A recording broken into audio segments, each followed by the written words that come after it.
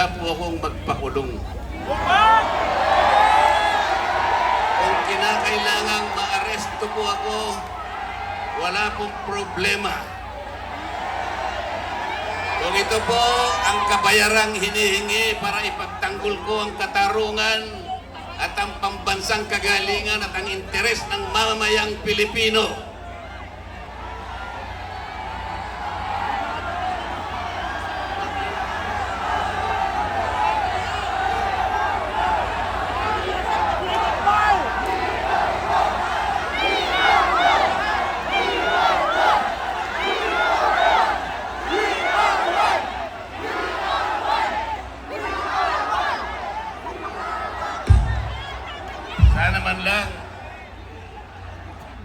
sana man lang may ninakaw ako. Sana man lang kasama ko sa mga mandarambong. Mga nabanggit na yung mga pangalan nila. Ang isa ay si Martin Romualdez.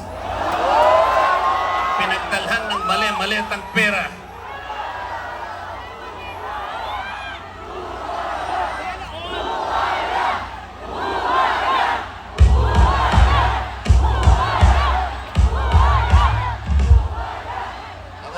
Binibintang nila sa akin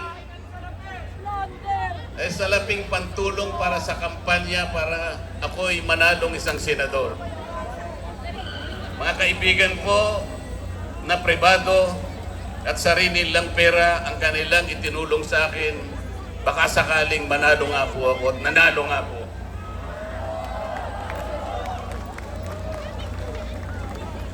Hindi ko na po ipaliliwanag ang technicality kung paano nila inimbento ang isang gawa-gawang asunto laban sa akin. Tingnan po ninyo kung sino pa yung nagtatanggol at tumutulong para sa ganon, matukoy natin kung sino ang may kagagawan ng pinakamalawak, pinakagarapal na pandarambong sa kabambayan.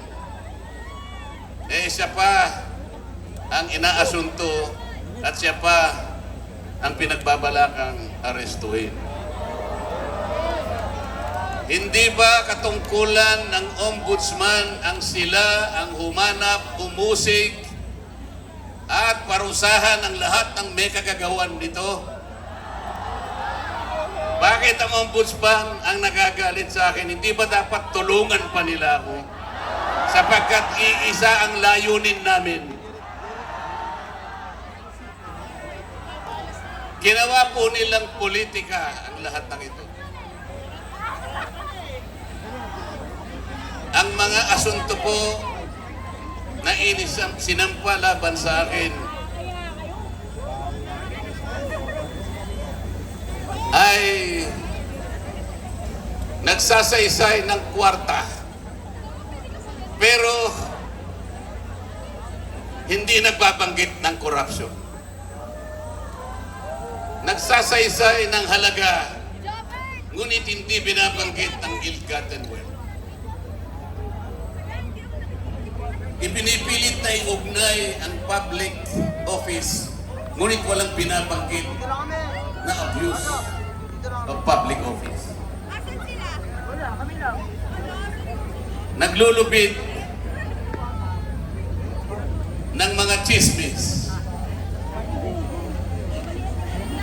ngunit walang ebidensya. Naglulubid ng naratibong pampolitika, ngunit walang binabanggit na elemento o sangkap sa mga krimen na kanilang gawa-gawa.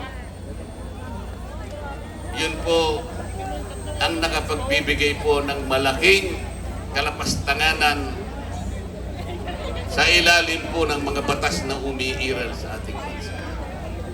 Hindi ba sinabi natin, bawal ang bend the law?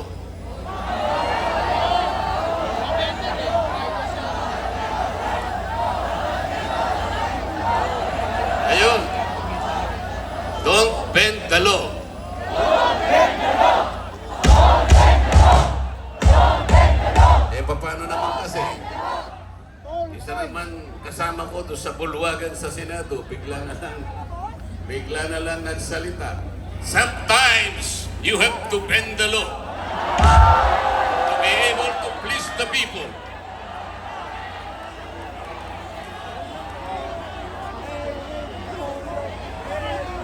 Sumagot naman yung kausap. Sumagot yung kausap. Tinanong kasi siya kung tama yung sinasabi. Memoria pangat! Sabi niya, yes sir. Memoria pangat! Mga kababayan, uulitin ko po ang aking pagsaludo sa inyo. Ang aking paggalang, ang aking pagpapasalamat sa ipinakita ninyong pagsuporta at pagmamahal sa akin at sa mga bagay na ipinaglalaban nating lahat. Ang katarungan, ang katotohanan, ang pananagutan at ang katarungan. Huwag po tayong maghiwa-hiwalay. Ang sabi nga natin, we are one. We are one. We are one. Maraming salamat po sa inyong lahat.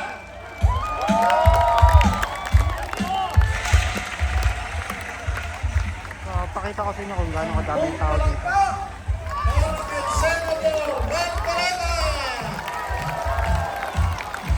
Dagdagan pa natin because we are one.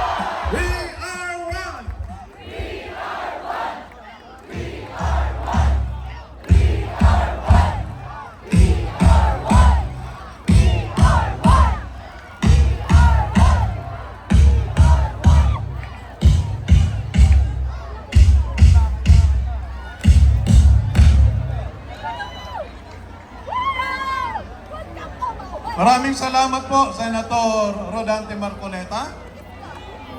Mga kababayan, abangan natin maya-maya ang mensahe ng kapatid na Arnel Tumanan. Pero bago po yun, pakinggan po muna natin ang saloobin ni Miss Katibinan.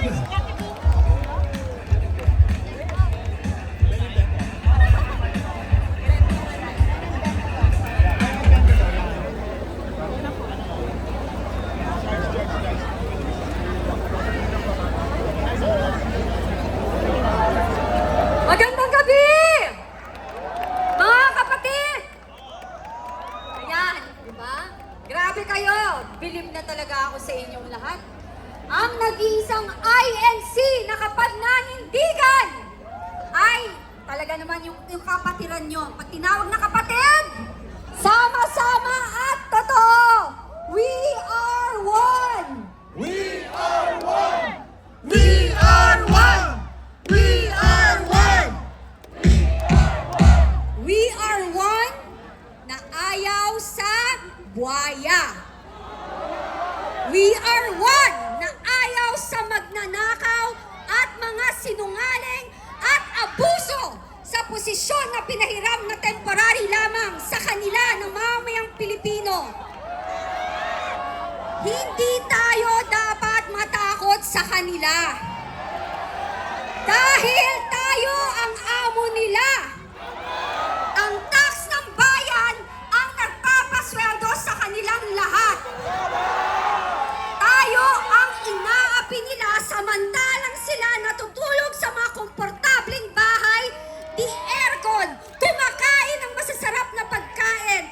Pero ang mga ordinaryong mamamayang Pilipino, minimum wage earner, hirap na hirap. Magkano isang kilo ng bigas ngayon? 50, di ba? 60.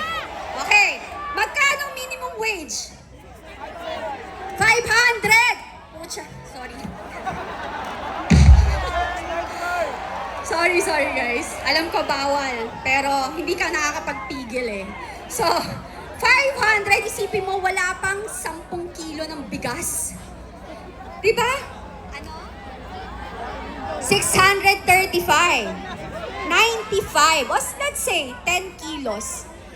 Sa isang kilo, ilan nakakakain? 5? Tatlo? Oh my gosh, tatlo yung iba. 5?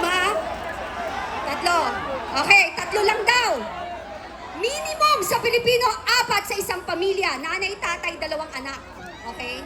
So imagine ninyo, 1 kilo, 3. Kulang, di ba? Paano pa ang tubig? Pambayad sa tubig. Pambayad sa kuryenteng mahal. Ano yung pambayad sa upa? Pamasahin yung araw-araw.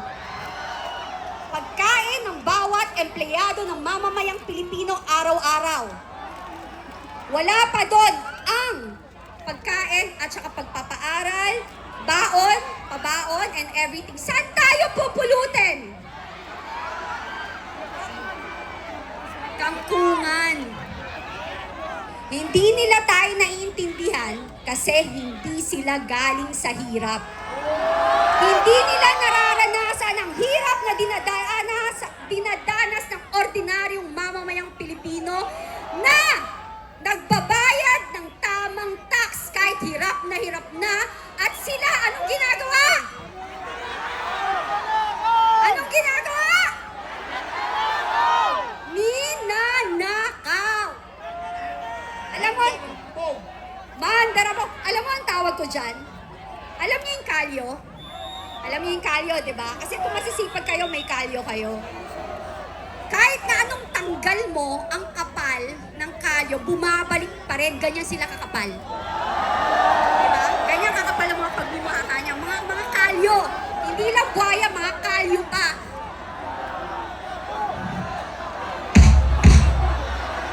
Kalyo! Kalyo! Kalyo! Kalyo! Eto pa. Eto naman mga mainstream media ngayon, ang sabi nila, yung mga bayaran dyan, okay? Mga mainstream media kayo, mahiya kayo.